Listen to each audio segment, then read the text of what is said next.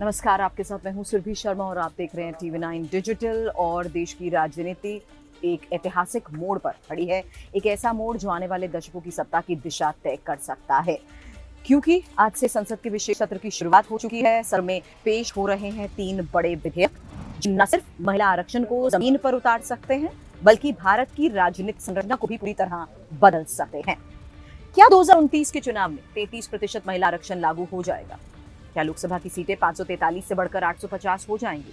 और क्या परिसीमन से बदल जाएगा राज्यों का राजनीतिक संतुलन? ये बड़े सवाल हैं और सवालों का जवाब इस खास रिपोर्ट में अब आपके सामने। सबसे पहले समझिए कि आखिर मामला है क्या।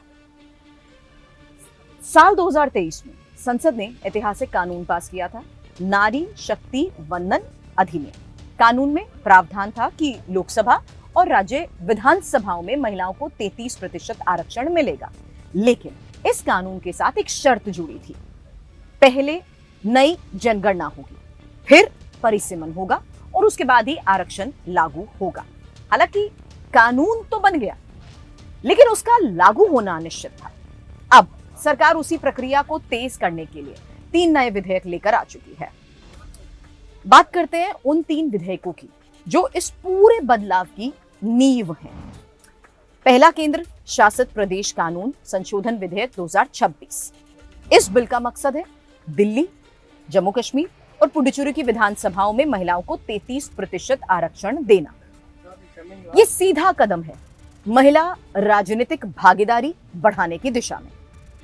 दूसरा संविधान है 131वां संशोधन विधेयक 2026। ये सबसे बड़ा और सबसे संवेदनशील प्रस्ताव है। इसमें जनसंख्या के आधार पर संसद में सीटों की संख्या बढ़ाने की बात कही गई है। अभी लोकसभा में 543 सीटें हैं, लेकिन इसे बढ़ाकर 850 तक करने का प्रस्ताव है। अब सोचिए, 300 से ज्यादा नए सांसद, नए समीकरण, नई राजनीतिक ताकतें। तीसरा परिसीमन विधेयक 2026। अब आता है सबसे पेचीदा हिस्सा, परिसीमन यानी चुनावी क्षेत्रों की सीमाओं का पुनर्निर्धारण। नई सीटों का बंटवारा, जनसंख्या के हिसाब से प्रतिनिधित्व तय करना। यही वो बिंदु है जहां सबसे ज्यादा विवाद है।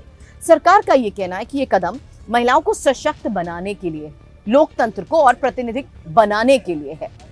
जबकि आपको बता दें, केंद्रीय मंत्री अर्जुन राम मेघवाल और अमित शाह इन विधेयकों को संसद में पेश कर चुके हैं। सरकार का यही दावा है कि किसी भी राज्य की सीटें कम नहीं होंगी, सभी राज्यों की सीटें बढ़ेंगी और संतुलन बना रहेगा।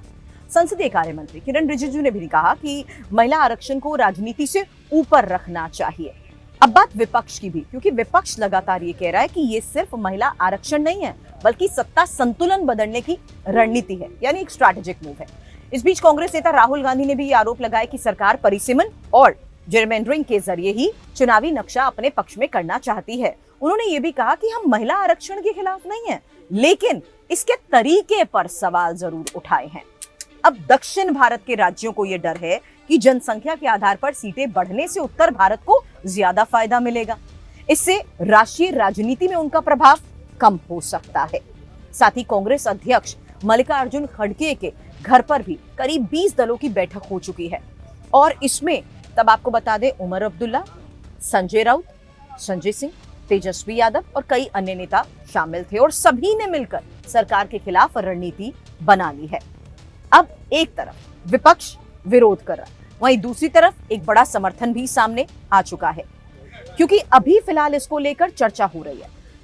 मायावती ने इस बिल का समर्थन किया है, लेकिन साथ ही उन्होंने मांग रख दी है SC, ST और OBC महिलाओं के लिए अलग कोटा और कुल आरक्षण 50% तक बढ़ाने की ये मांग है।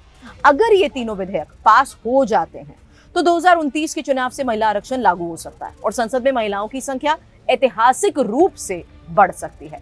नए राजनीतिक चेहरे सामने आएंगे, लेकिन परिसीमन से राज्यों का संतुलन बदल सकता है और क्षेत्रीय दलों की ताकत प्रभावित हो सकती है। नई राजनीतिक लड़ाइयां शुरू हो सकती हैं।